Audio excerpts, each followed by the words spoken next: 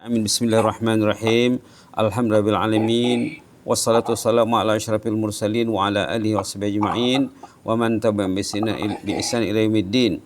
Allahumma shalli ala sayyidina Muhammad wa ala ali sayyidina Muhammad kama shallaita ala sayyidina Ibrahim wa ala ali sayyidina Ibrahim fil alamin innaka Hamidum Majid. Rabbi shrah li sadri wa yassir li amri wahlul 'uqdatam min lisani yafqahu qawli. Sami'na wa ata'na ghufranaka rabbana wa ilaikal masir. Ghufranaka rabbana wa ilaikal masir. Ghufranaka rabbana wa ilaikal masir. Walhamdulillahil alamin. Alhamdulillahil alamin. Kita berterima kasih, bersyukur setinggi-tingginya dapat berjumpa lagi di alam maya ya. Barangkali dari Malaysia juga ada tadi dilihat peserta dari Malaysia, dari Semenanjung Malaysia, dari Selangor, Bandar Baru Bangi. Ahlan wa sahlan, selamat datang di kumpulan meraih berkah ini. Mudah-mudahan kita semua dapat berkah Allah Subhanahu wa taala. Secara basicnya kita membincangkan doa ini mau share screen ya.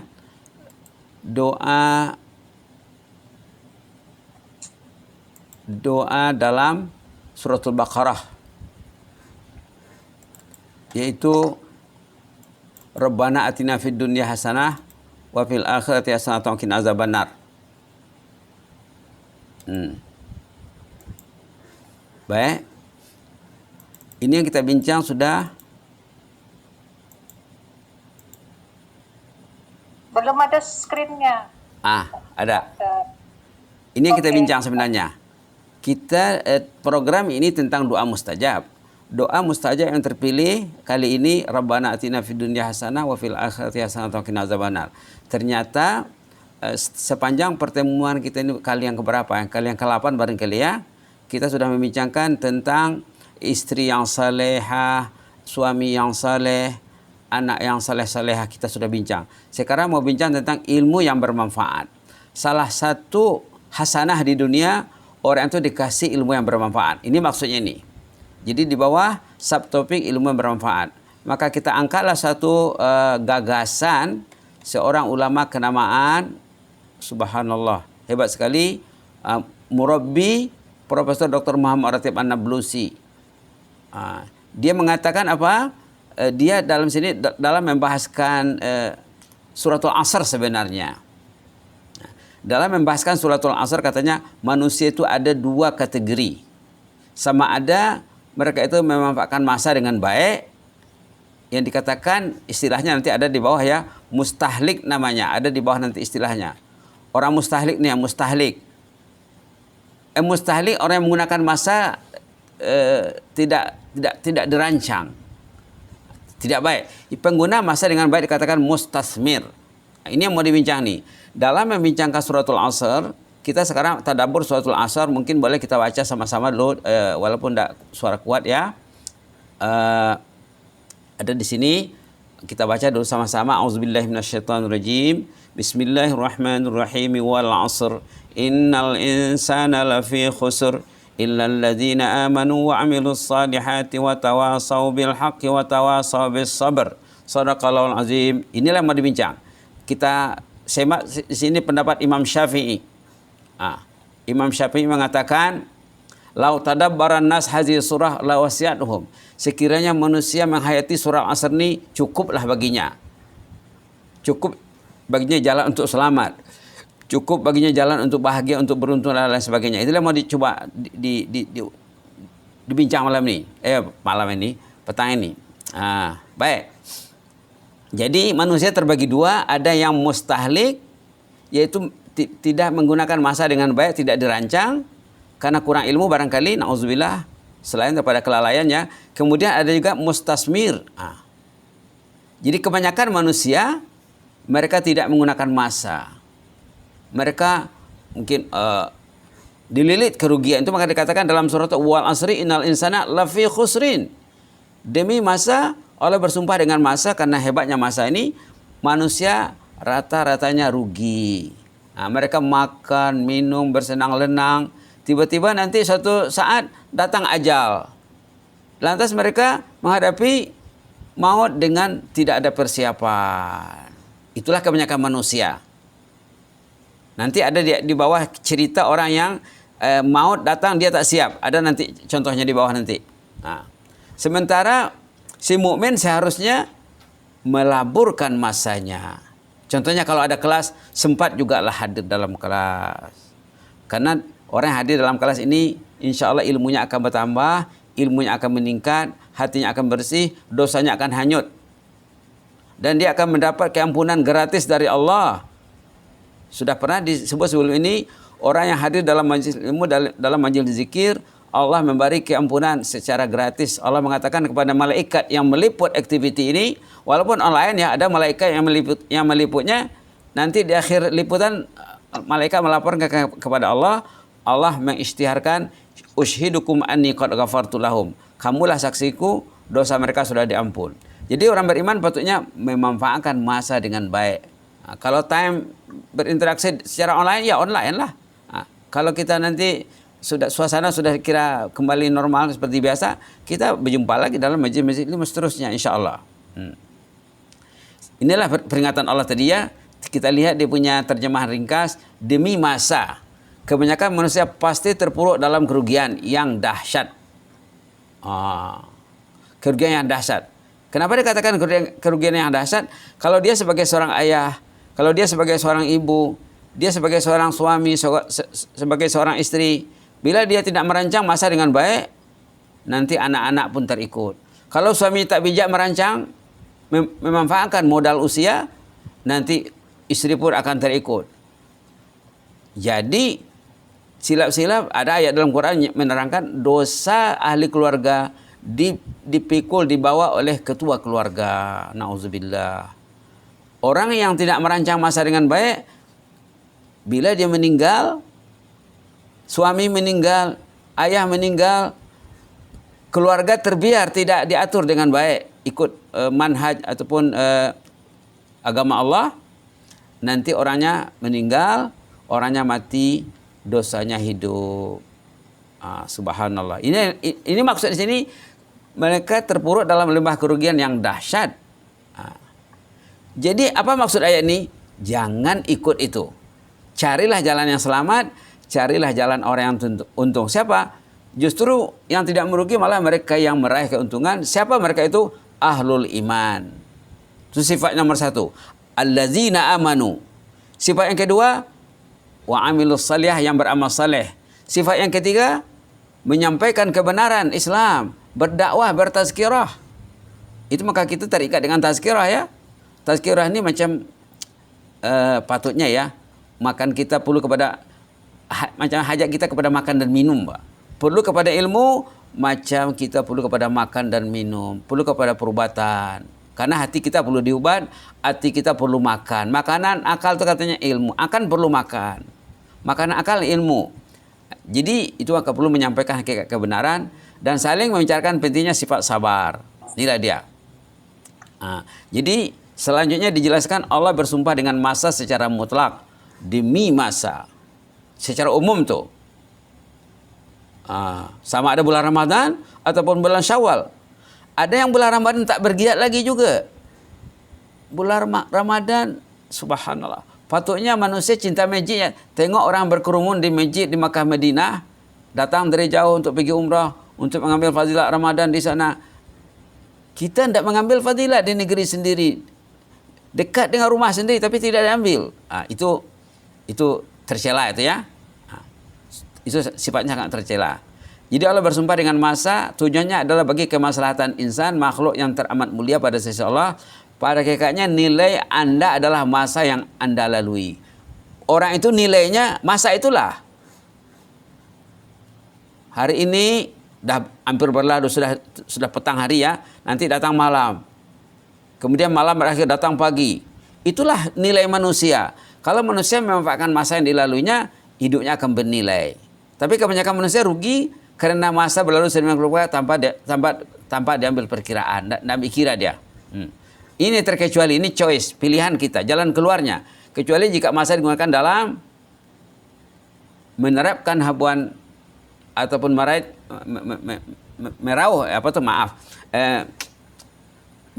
mengambil keuntungan. Bermakna apa? Si mukmin mesti menerapkan iman yang dimilikinya, itu katakan amanu, dan wa amilus salihat, dan mengajak ke jalan Allah, malah sabar dalam mencari hakikat ini.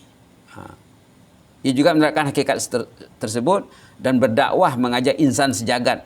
Kita ini forum kita ini terbuka ya. Ada yang dari Malaysia, ada yang pernah juga dari Indonesia. Baik. Ini istilah-istilah yang digunakan dalam penulisan ini yang digunakan oleh Prof. Nabulusi. Orang yang rugi namanya mustahlik. Orang yang untung mustasmir. Kalau makna mustahlik itu asal maknanya menggunakan masa tanpa dikira. Mustasmir artinya menggunakan masa sebagai melabur. Masa itulah modalnya. Tengok di sini peringatan Allah ya. Dalam beberapa petikan, orang yang nasibnya sialan, na'udzubillah, pengguna yang rugi, contoh lihat dalam surah Al-Mu'minun, ayat 99 dan 100, muka surat 348. Sudah ada page number, sudah ada ya. Tengok di sana, Allah memperingatkan orang yang masanya habis. Tak tentu apa yang dia peroleh. Nanti satu saat, di atas tadi sudah disebut, satu saat nanti ajalnya akan tiba. Ini cerita orang yang akan meninggal nih. Orang yang cuai yang akan meninggal, yang tidak mentadbir masa dengan baik, tidak melaburkan masanya dalam ketaatan, tiba-tiba datang ajal, orang itu akan merayu kepada Allah supaya jangan dulu dicabut ruhnya. Sambunglah dulu ya Allah. Yang buka Quran boleh tengok ya halaman berapa tadi? 348. Kita selalu galakkan peserta ini karena ada Quran di tangannya.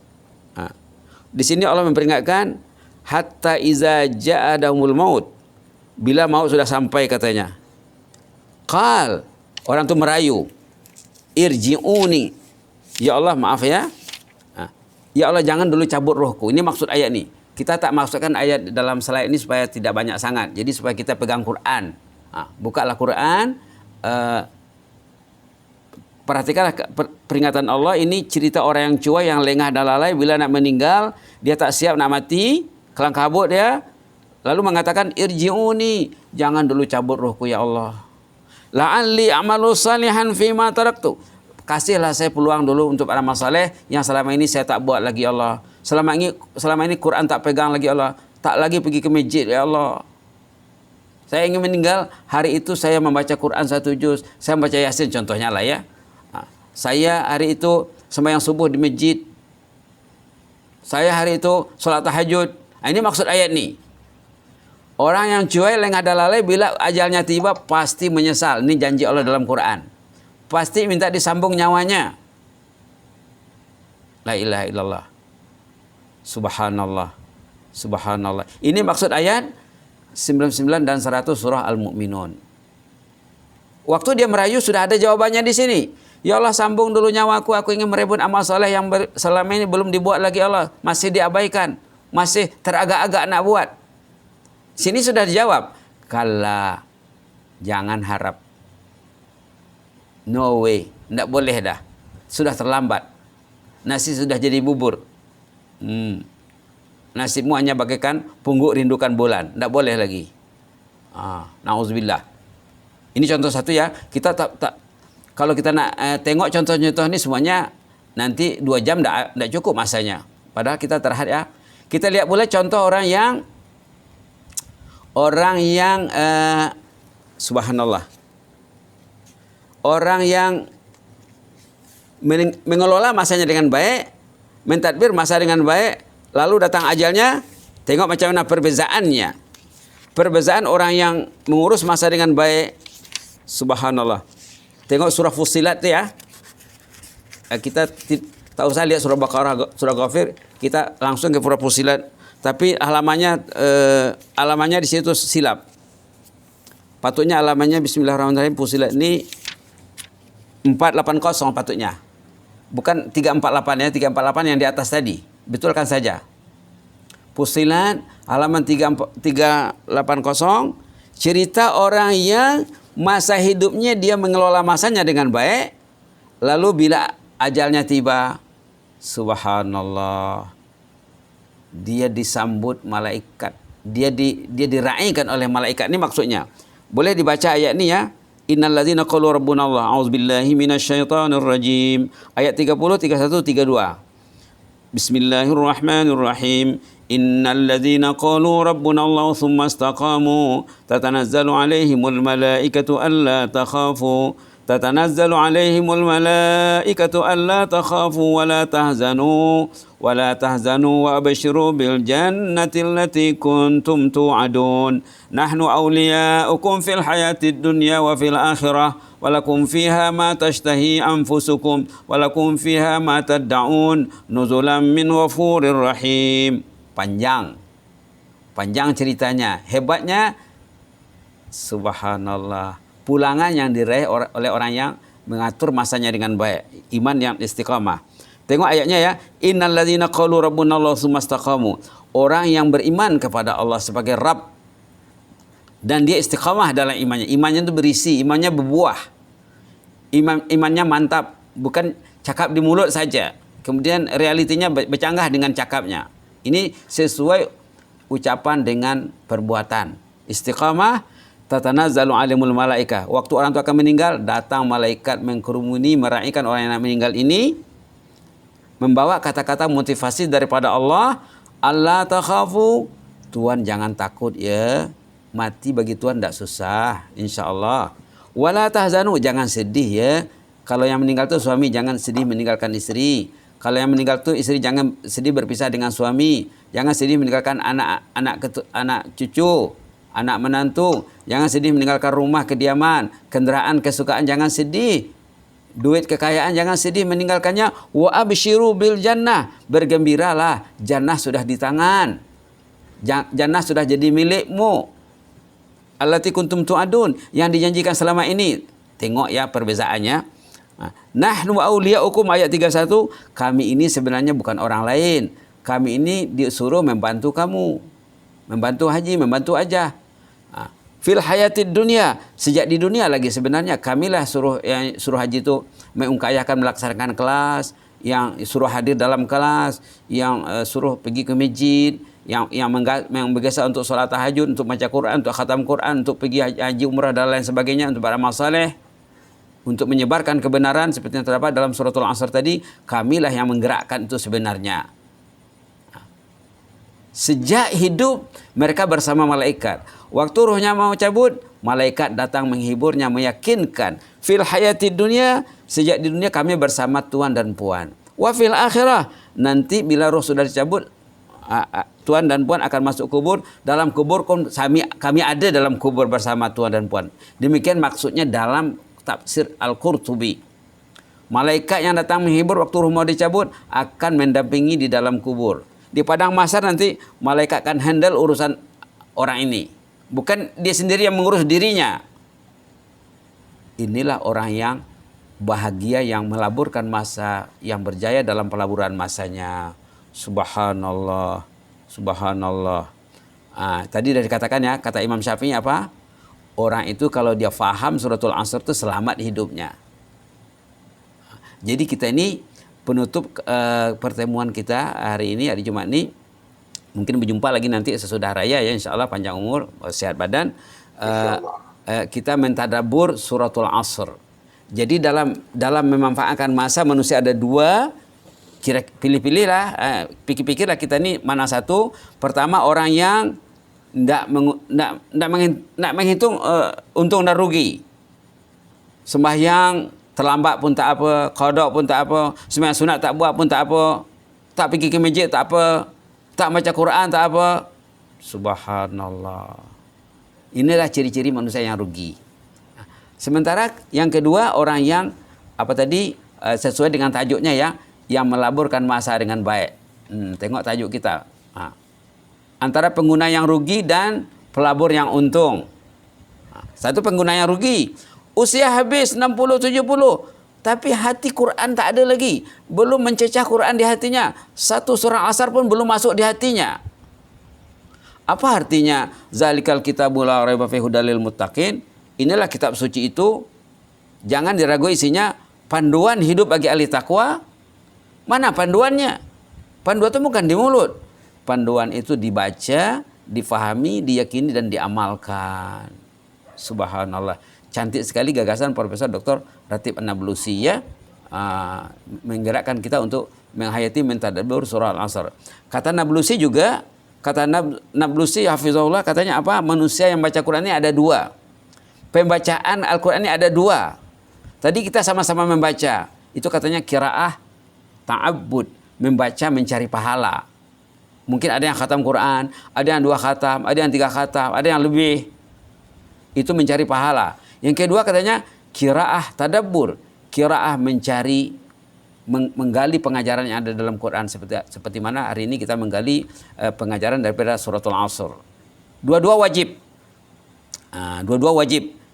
Nanti boleh dicari di Google asal ataupun dalil wajib bertadabbur. Kalau dicari nanti banyak ayatnya. Banyak sekali ayatnya.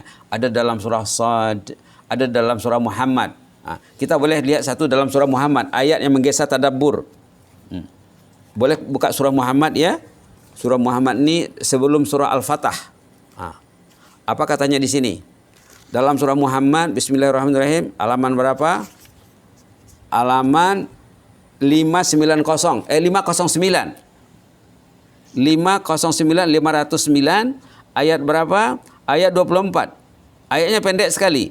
Afala yatadabbarunal Qur'an. Mengapa mereka tidak mau bertadabbur? Afala yatadabbarunal Qur'an. Mereka baca Quran tapi tidak tadabbur. Berarti matlamat baca Quran tidak mencapai sasarannya. Quran itu dibaca, ditadabbur, diajarkan, disebarkan, diamalkan, diperjuangkan. Afala yatadabbarunal Qur'an. Mengapa mereka tidak bertadabbur Al-Quran? Macam kita menanya anak kita, mengapa kamu belum sholat lagi, Lai? Nak, mengapa kamu belum sholat lagi, nak? Artinya apa? Sholatlah. Artinya tadabburlah Quran itu. Am ala qulubin aqfaluha. Adakah hatimu terkunci, katanya, kata Allah. Artinya apa? Orang yang tidak mau bertadabbur itu hatinya terkunci. Subhanallah.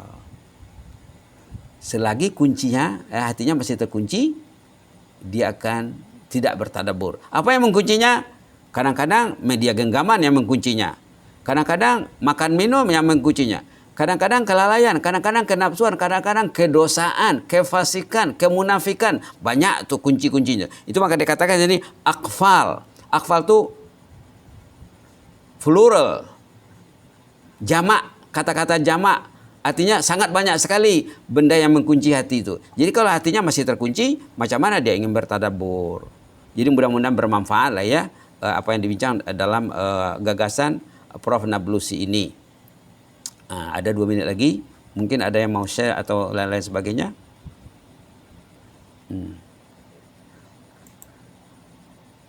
Macam mana? Silakan pada jamaah, dia akan memberikan soalan.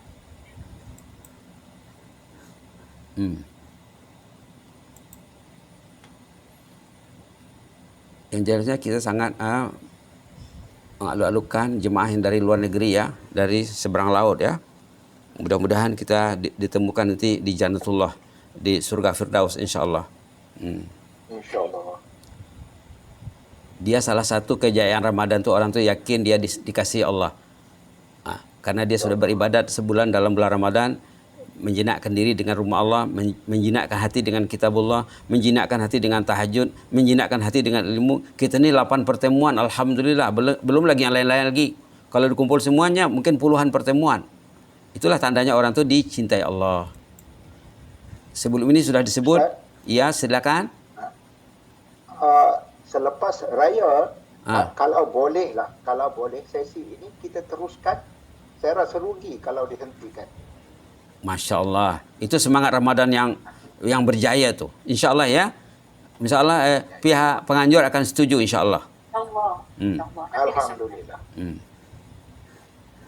Memang rugi. Kalau berlalu 1 hari ilmu tak bertambah, katanya macam jasad tak makan. Dah cakap tadi, ilmu itu makanan akal.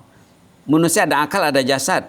Kalau jasadnya makan 2 kali 3 kali satu hari, akalnya kena makan. Kalau tidak nanti tidak seimbang antara kepentingan jasmani dan rohani. Keperluan ilmu akal, keperluan hati cinta namanya, cinta Allah. Jangan tak tahu tuh. Keperluan jasad makan minum. Karena kita makan minum terlalu banyak, maka kita di stop untuk makan sebulan untuk mengontrol makan, dilatih untuk tidak makan minum di siang hari. Tapi maknanya bila kita boleh makan di malam hari, jangan makan di malam itu membalaskan balas dendam di malam hari. Itu tidak berjaya puasanya. Itu hanya menukar time makan saja. Nanti matlamat puasa tidak dapat. Nanti bila Ramadan sudah berakhir, mungkin timbangannya tidak susut. Kenapa? Karena apa tuh tidak berjaya mengawal keinginan makan minum tadi. Subhanallah. Minta maaf kalau kata-katanya tidak enak ya. Jadi insya Allah usulan Tuan Haji yang bertanya akan dipertimbangkan. Mudah-mudahan hamba ingat pihak penganjur akan setuju benar lah insya Allah. Yang penting Rabbana Atina ini ya, kalau kita nanti nak bicarakan 20 pertemuan lagi tak habis tuh Rabbana Atina fid dunya hasanah tuh. Jadi sebelum ini sudah disebut bahwa tajuk-tajuk yang sudah dibincangkan, setiap kali perbincangan ada tajuk kan, ada kertas, ada nota, ada handout, nanti akan dikumpul jadi buku. Insya Allah. Buku tentang syarah doa mustajab dalam Quran, syarah doa Rabbana Atina fid dunya hasanah. Biar bila kita baca doa itu kita faham apa yang ini minta. Hasanah di dunia itu apa?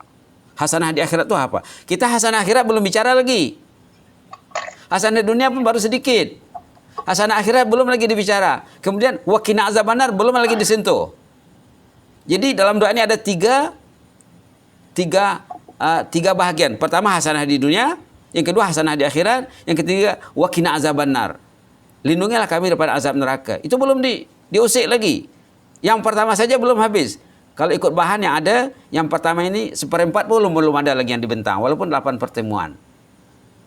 Insya Allah dengan sokongan jamaah acara ini akan diteruskan. Nanti kita akan terbit buku untuk sorotan Ramadan saja kita akan terbitkan nanti insya Allah. Kalau ada tambahan nanti tambah kemudian lah. Jilid 1, jilid 2 kah, part 1, part 2, part 3 kah, nah, terserah lah ya. InsyaAllah. Jadi penceramah ini dapat idea daripada jemaah, karena jemaahnya semangat. Jadi idea itu datanglah dari kanan kiri, dari mana-mana. Allah support dengan idea, malaikat membantu. Kita ini dukungan Allah, dukungan malaikat. Jangan lari itu. Kalau itu tak ada, orang itu akan lemah. Kenapa orang itu lemah? Dia lihat dia tidak disupport Allah, tidak didukung malaikat. Padahal malaikat mengatakan dalam surah Fussilat tadi, nahnu auliyaukum. Kami ini membantu kamu sebenarnya. Itu karena dipaham baik-baik ya. Cantik sekali renungan tentang Rabbana Atina ini. Alhamdulillah. Ada lagi? Bismillah.